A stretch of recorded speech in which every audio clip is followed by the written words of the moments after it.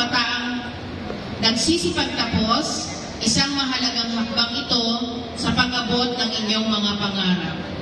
Ngunit, umpisa pa lamang ito ng malayo pa ninyong lalakbayin. Alam ko na ang kaalaman at aral na natutunan ninyo sa elementarya ay tiyak na magiging susi sa inyong tagumpay sa hinaharap. Mga kababayan, patuloy po tayong maging matatag tungo sa pagtaguyod ng isang bansang